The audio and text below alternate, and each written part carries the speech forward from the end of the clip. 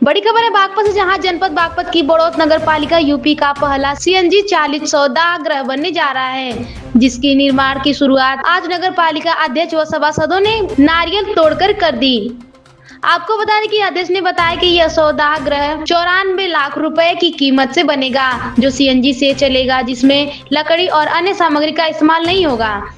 अध्यक्ष ने बताया कि पेड़ कटान रोकने और वायु प्रदूषण को देखते हुए नगर पालिका बोर्ड ने यह निर्णय लिया है कि यूपी में कई महानगरों में आधुनिक सौदागृह है, लेकिन नगर पालिका में अभी तक इस तरह का यह पहला काम है। अध्यक्ष ने बताया कि हम इसकी शुरुआत कर रहे हैं और जल्द ही इसको पूरा कर लिया जाएगा।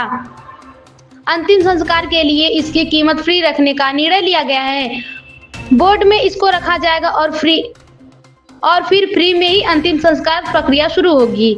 नगर पालिका अध्यक्ष पति अश्विनी तोमर ने बताया कि पूर्व में अंतिम संस्कार करने के लिए 4.5 कुंतल के करीब लकड़ी का इस्तेमाल होता था, जो कि लगभग 3 पेड़ काटने से प्राप्त होती है। इसके साथ ही जब लकड़ी जलती थी तो वायु प्रदूषण भी फैलता था। इन तमाम चीजों को देखते हुए नगर पालिका ने आधुनिक सौदागृह बनाने का बोर्ड में प्रस्ताव पास किया, जिसके बाद आज अध्यक्ष और सभासद बड़ौत में शमशान घाट पहुंचे और नारियल तोड़कर आधुनिक सौदागृह बनाने की नींव रखी। क्या कुछ कहना है बबीता तोमर चेयरमैन और अश्विनी तोमर प्रतिनिधि, क्या आप सुने। ये आज का कार्यक्रम हमारे इसमें नगर पालिका में सीएनजी स्वगृह का हो रहा है। ये हम भारत में पहला ही है जो ये नगर पालिका में हमारे यहाँ बड़ौत में हो रहा है। कैसे मनवाया जी, इसका उद्देश्य क्या है? इसका उद्देश्य एक तो यही है कि जो हमारी गरीब जनता है, जो अपने सब को अंतिम संस्कार करने के लिए ज़्यादा वो नहीं कर पाती, व्यवस्था नहीं कर पाती, उनके लिए सबसे ज़्यादा लाभ का रहेगा जो ये सीएनजी के द्वारा उनका अंतिम संस्कार किया जाएगा। प्रदूषण में क्या महत्व रहेगा? ये प्रदूषण में ये महत्व रहेगा इसका कि जो ये धुआं निकलता है वो हमारे वातावरण को दूषित करता है, उससे इसका बचाव होगा।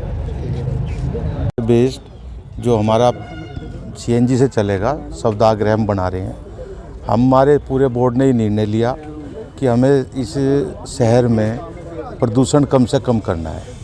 और जैसा ये हमें जानकारी मिली कि एक जो शव है उसका अंतिम संस्कार करने में तकरीबन 4.5 क्विंटल लकड़ी की लग जाती है, और तो उसमें उस 4.5 क्विंटल लकड़ी के लिए हमें कम से कम 2 या 3 पेड़ काटने पड़ते हैं। तो उस चीज़ से उससे हमारा वातावरण प्रदूषित होता है, ऑक्सीजन का जो हमारा प्रवाह है वायु में वो कम होता है। तो हम लोगों को इस बात के लिए भी प्रेरित करेंगे कि अपने शहर के वातावरण को प्रदूषण मुक्त रखने के लिए हम लोग इसमें उनका अंतिम संस्कार करें। कितनी लागत से ये बन रहा है? ये 15वें वित्त से हम बना रहे हैं। तकरीबन इस 94 लाख रुपए इसमें विद जीएसटी के लगेंगे। ये उत्तर प्रदेश में अगर कहें तो पहले ये उत्तर प्रदेश में जो मुझे जानकारी दी, सबसे पहले मोदी जी की जो संसदीय क्षेत्र है बनारस, वहाँ लगाया गया। उसके बाद ये नोएडा में लगाया गया। नोएडा में हमने इसका जाकर देखा, इसका सर्वे किया, हमारी पूरी टीम गई। हमारे पूरे बोर्ड का एक सदस्य ने इसको की जांच करके इसको देख के कि भाई हाँ, हमें अपने शहर को आधुनिकता की तरफ ले जाना है और इस बोर्ड के द्वारा एक ऐसा नया काम करना है इस शहर के लिए कि जिससे भविष्य में लोग ये कहे कि हाँ, हमने जो अपने टैक्स के रूप में पैसा दिया उसका सदुपयोग हुआ। तो इसलिए हमने इसका निर्णय लिया बोर्ड ने कि हम इसे बनाएंगे। अस्थियों के लिए क्या व्यवस्था रहेगी जी? अस्थियों के लिए वही सेम अस्थियाँ हैं जो जैसे फूल उसमें से निकलते हैं, वही फूल निकलेंगे उसमें। लेकिन जैसे इसमें अंतिम संस्कार करने में तकरीबन 24 घंटे तक उसमें जो हमारी चिता है उसमें गरमाई रहती है।